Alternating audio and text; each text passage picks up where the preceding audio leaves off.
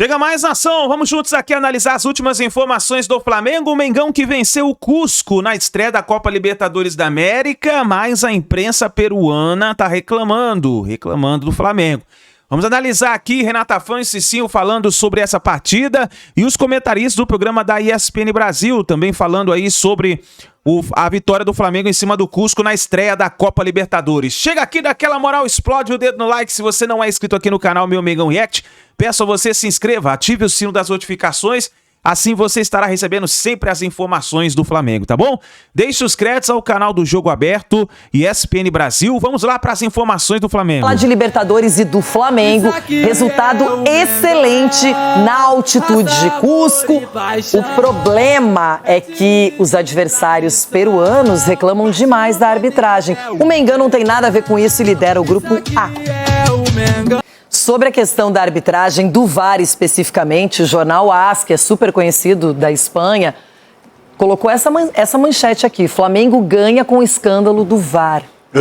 Então isso chegou lá na Espanha, repercutiu bastante e a gente já viu que os times foram nas redes sociais, mas eu quero começar com a não expulsão do Gonçalo Plata, que não foi revisada, quer dizer, até foi revisada, mas não foi considerada pela arbitragem. Eu quero a opinião de vocês. Era lance para cartão vermelho? Não escorrega, não vai. Pra mim, ele pia lá. A imagem é... Olha lá. Ele vai daquela mastigadinha do jacarezinho pro cara ver. Pra mim... O jogador é o Colito. Não daria, não. Não daria. Vermelho não daria aí.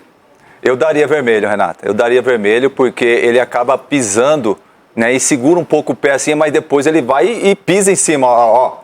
Aí já tira ali a bola. Se não tivesse ali um buraco ali no gramado, não sei não o que poderia acontecer com o jogador adversário. Então eu marcaria por cartão vermelho. E você, Cicinho? Daria. Vermelho, né? Eu acho que saiu barato. Ele deve ter comemorado internamente muito. Os dois que falaram que o cara chuta a bola e o pé continua, acerta. Os dois que falaram isso aí agora foi a mesma coisa. Mas vocês falaram que tinha que usar. Fizeram a checagem, não deram cartão vermelho, ele escapou dessa. O Plata tem um histórico na Libertadores, no ano passado também foi expulso. Sim. Ele tem que controlar mais essa questão do comportamento.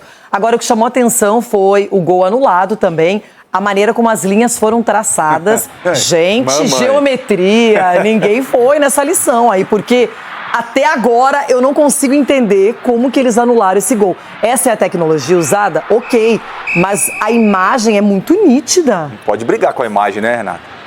Eles traçam as linhas, mas traçam daquele jeito, né? A partir de qual ponto eu também não sei. Olha lá. Por isso que eu reprovei na escola, nesses negócios de geometria aí. Ó. A regra de borracha. Eu reprovava você fazia uma curva assim. O negócio é só olhar a distância da linha do Ayrton Lucas e do cara do Cusco. Você vai ver que o Ayrton Lucas está bem mais próximo da linha, ainda está inclinado. E aí não é possível que o cara tenha um ombro de cabide, pô, pra ir lá na frente. Ombro de cabide? É, aqueles ombros assim, igual do paletó do Didi, lembra o paletó do Didi? Nossa, sim.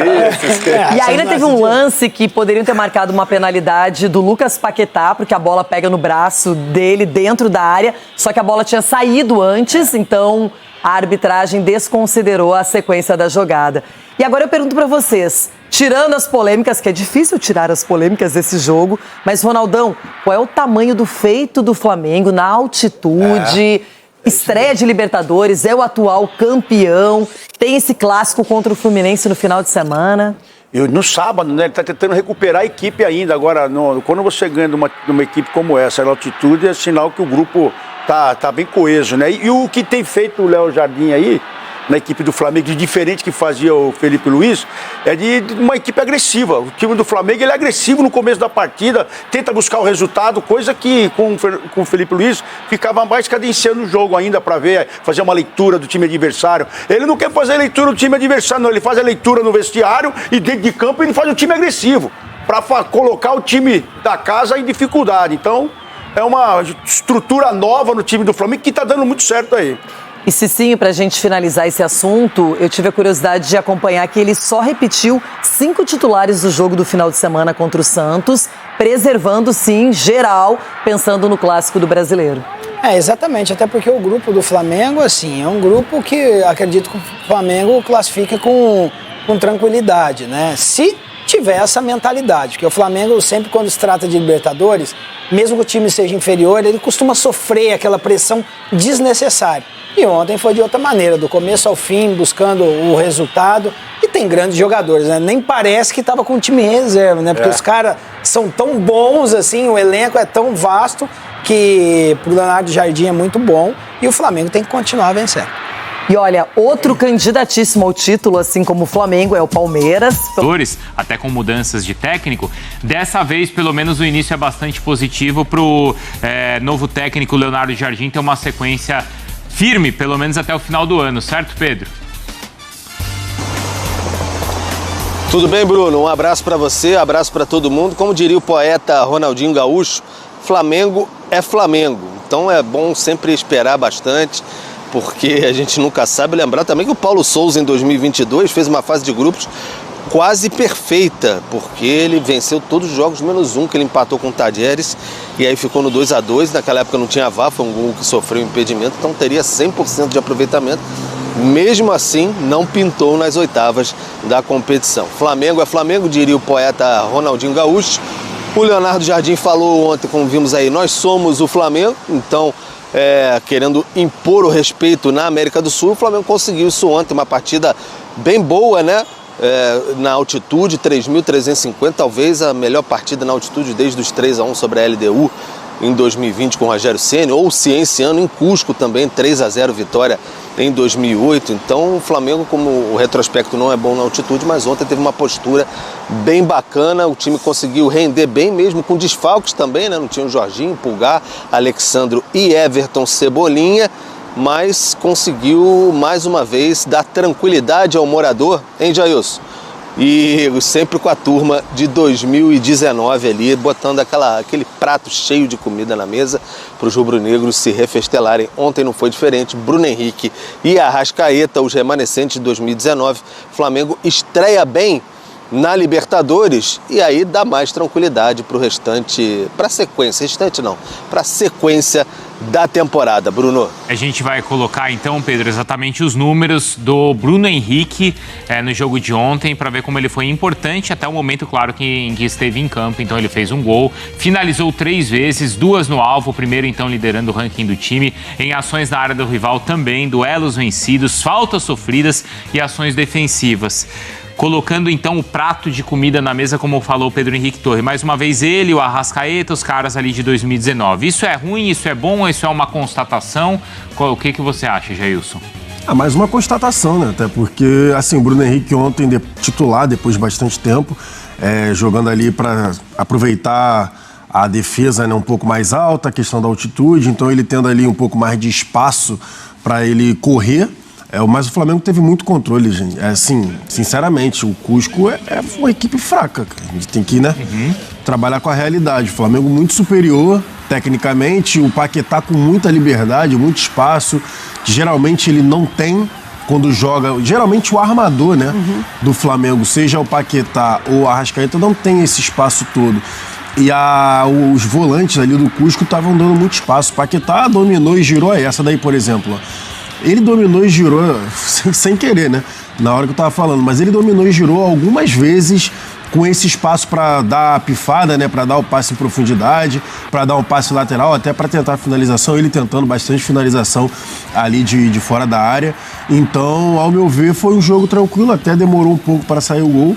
Mas um jogo, para mim, bem tranquilo pro Flamengo. Teve essa questão, depois a gente pode ouvir o Simon também falando das duas questões aí da arbitragem, né? Essa questão aí da expulsão, e aí tem um pedido de pênalti, mas estava impedido, né, Mário?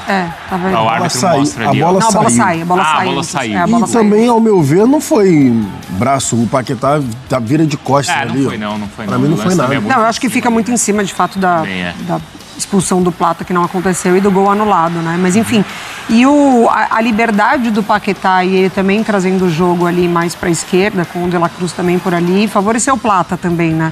O jogo passou muito por ali. O Flamengo estava muito à vontade, assim. Mesmo na altitude, o Flamengo estava muito à vontade. Me chama muita atenção o número de 19 finalizações e 10 no alvo. Assim, tinha muita liberdade para atacar e aproveitar de fato a qualidade, né, dos jogadores nas finalizações. Então, acho que o Jardim ele consegue descansar alguns jogadores. E a gente falava ontem, né, de você colocar ali mais uma vez a prova do seu bom elenco.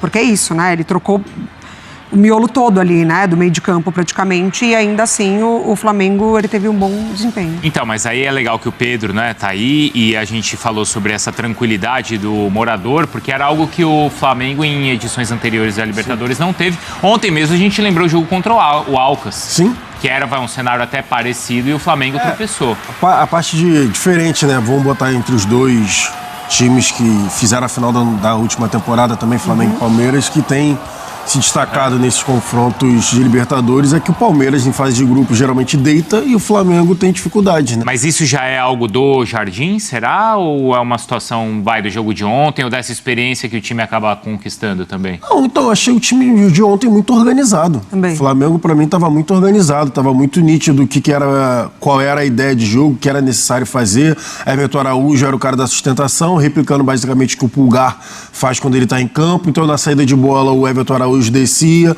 para fazer terceiro lá pelo lado direito, os laterais subiam e aí baixava ali o De La Cruz, né, para fazer o time jogar. O Paquetá também, é que eu achei que de fato o Cusco marcou muito mal. O Cusco ficou naquela dúvida. Lembra quando a gente estava citando em relação, por exemplo, aquele Brasil e Argentina, que a gente falava que não era para ficar um intervalo muito grande entre os setores da marcação? O Brasil. Exatamente. Foi basicamente o que o Cusco fez. O Cusco deixou muito espaço para o Flamengo girar o jogo, o Paquetá com liberdade, o Carrascal, novamente, ao meu ver, ele bem pelo lado direito, porque o Carrascal pelo lado direito ele é mais objetivo. Ele pega a bola, geralmente ele dá o pulo, né? Ele salta e já tenta fazer um cruzamento, já tenta dar um passe para trás. O Plata também com a perna no lado, né, esquerdo, na perna boa dele, também não tem muito espaço para fazer firula, então ele tenta chegar na linha de fundo, já faz o cruzamento. Então eu achei que ontem o Flamengo estava objetivo, não teve muito aquele negócio de ficar circulando a bola. Circulou porque o Cusco dava espaço e o Flamengo estava tentando arrumar ali, né, as brechas na marcação. Mas não teve aquela questão do arame liso. Para mim teve mais a questão de você circular a bola na tentativa de arrumar espaço, porque o adversário deu muita liberdade pro Flamengo. Ô Pedro, é que nos anos anteriores, quando o Flamengo até teve algumas dificuldades na fase inicial, ele corrigiu a rota e isso acontecia ali normalmente entre março, né, até fevereiro, março, como aliás aconteceu esse ano, só que dessa vez a Libertadores foi um pouquinho mais pra frente. Isso. Porque a gente lembra, o próprio time de 19 do Jesus, que depois atropelou ali todo mundo, teve dificuldade, teve aquele jogo, ainda era o Abel, não era? Com o Penharol. Lembra aquele jogo do Penharol? Era um jogo de vida ou morte. Depois o Paulo Souza, é verdade, foi bem, mas o Vitor Pereira não. Então as mudanças aconteciam mais ou menos sempre na mesma época do ano, só que a Libertadores acontecia também mais cedo essa fase, pelo menos, Pedro.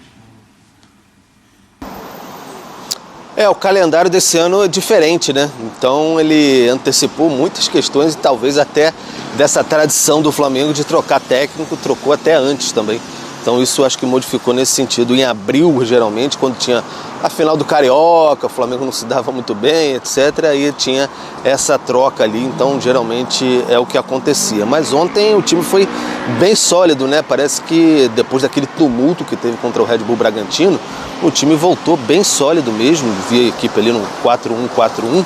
E ali aproveitando, por exemplo, o Bruno Henrique, que são características dos atacantes, dos jogadores, no caso, para os determinados jogos, né? Por exemplo, o Pedro e o Arrascaeta geralmente não vão tão bem assim em altitude, então o Bruno Henrique tem fôlego a dar com sobra aí, então colocou o Bruno Henrique ali no comando do ataque, enfim, puxando bastante. Segundo tempo, quando o Bruno Henrique saiu, já estava quase sem pulmão, né? Porque teve um pique que ele deu apoiando a placa da linha de fundo e não aguentava mais, porque deu tudo mesmo. É um jogador que sabe jogar em altitude e o time foi bem agrupado, bem consciente até. Uma atitude na altitude, a atitude do Flamengo foi diferente. Acho que isso contabilizou bastante. Só para acrescentar, Bruno, por toda essa logística que existe e tudo mais, o Flamengo ainda deu uma atrasada, está voltando ainda. Já era para ter chegado de manhã, talvez chegue à noite. E tem sábado, 18h30, Fla-Flu, Maracanã. Então vai ser bem corrido para o Leonardo Jardim. Quer dizer, perdeu o dia, né? Perdeu. Não, e chega como, né? Porque amanhã também, você chega exausto, né? Amanhã, perdeu a folga, no caso. É isso. Sim, perdeu. Mas uma folga cansativa, você não descansou né? na folga. enquanto o Fluminense também teve uma viagem desgastante, porque foi na Venezuela, mas jogou um dia antes, para um jogo que já é no sábado. Que já é no sábado contra esse Fluminense que não te permite descansar no jogo, né? Porque o Fluminense do Zubeldia ele te convida a jogar. Isso. Vocês falavam de um time mais organizado e, ao mesmo tempo, o Pedro lembrou as mudanças, ontem algumas por conta da altitude, os desfalques, principalmente os 2 volantes. Mas já existe um time, assim, que a gente bate o olho e fala, esse é o time do Leonardo Jardim? Ou não vai ter isso com ele? Então, eu acredito que ainda não, porque ele tem revezado, né? Ele tem revezado algumas peças. Por exemplo, ele ainda não... Eu não lembro, tá? De repente o Pedro possa lembrar, mas ele tem revezado principalmente o Arrascaeta com o Paquetá, na função ali de organizador. Por exemplo, o De La Cruz ontem, pô. O De La Cruz ontem de titular na altitude. Que também era algo que... O De La Cruz, inclusive, acho que ele não saiu, né, Pedro? Acho que ele jogou 90 minutos, se eu não estou enganado. Se eu não estou enganado, né? Saiu no finalzinho. Saiu no finalzinho só? Porque o De La Cruz foi outro, era outro cara que também na altitude, porque eu lembro que toda vez que tinha jogo na altitude...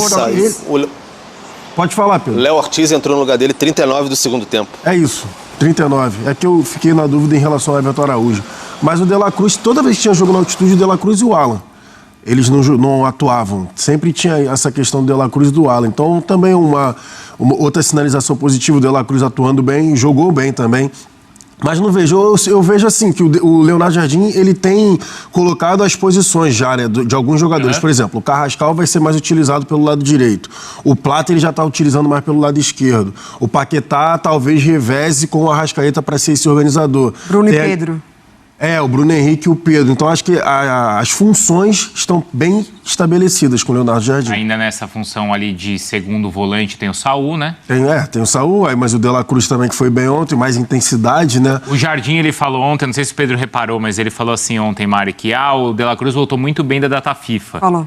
Então, eu não sei o quanto também uma questão aí dessa questão motivação, individual, né? De motivação, de preciso jogar, porque eu tenho aí 2 meses, né, para uma Copa do Mundo. Um mês para convocação ali, sim. Convocação, né? Um mês para convocação. Porque tem jogador que já está garantido, tira o pé. Quem não está garantido precisa se mostrar, né? Total. Só que para ele pega muita parte física, né? Infelizmente, assim, Paquetá, né? Paquetá também, exatamente. O De La Cruz é um jogador que tem muita qualidade, foi uma baita contratação quando o Flamengo foi atrás, mas a parte física interrompe muito uma sequência para ele, né? Mas é isso, ele voltou bem mesmo da data FIFA. O Paquetá bem lembrado, Pedro, porque depois dos últimos jogos da seleção, a gente não tem... A gente talvez não imagine uma garantia do Paquetá na seleção como em outros tempos a gente já imaginava, né, Pedro?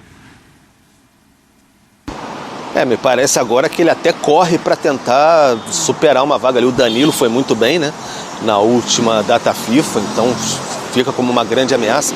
Mas eu não sei, o Jailson, ontem eu vi o time num 4-1-4-1, o Paquetá jogando, começou um pouco mais pela direita naquela segunda linha ali, depois avançava um pouco para a esquerda, circulando bastante. O time até quando avançava fazia quase um 4-3-3.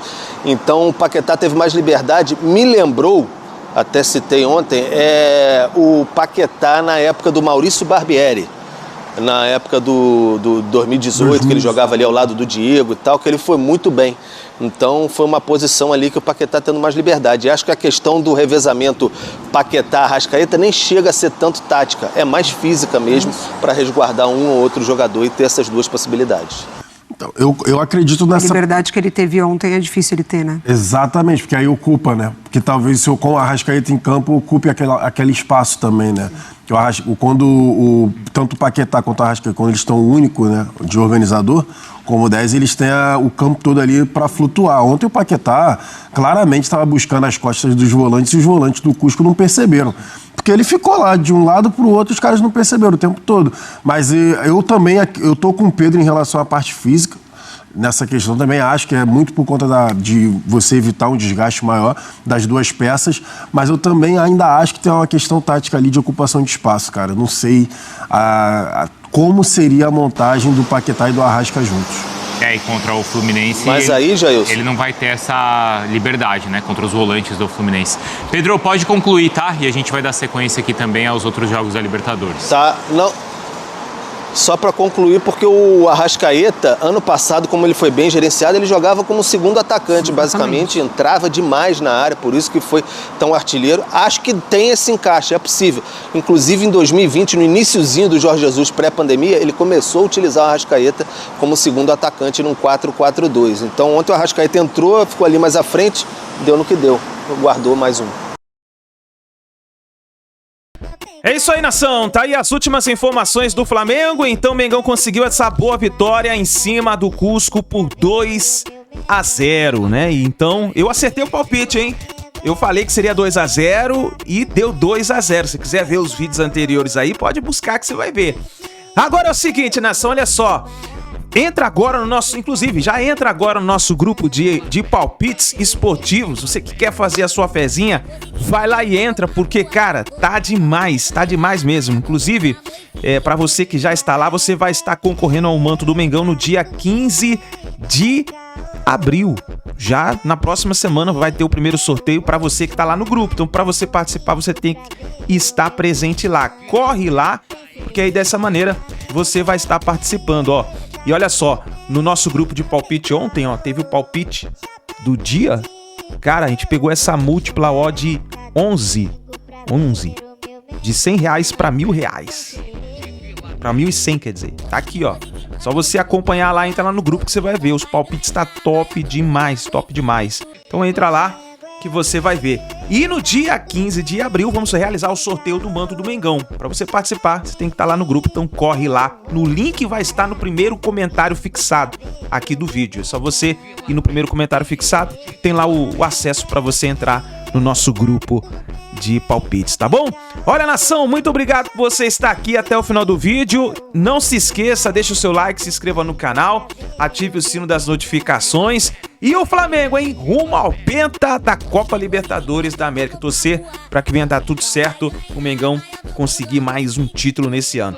Obrigado por você estar aqui, deixa o seu like, se inscreva no canal. Assim que a gente tiver mais notícias e informações do Flamengo, vamos trazendo para vocês. A gente se vê no próximo vídeo.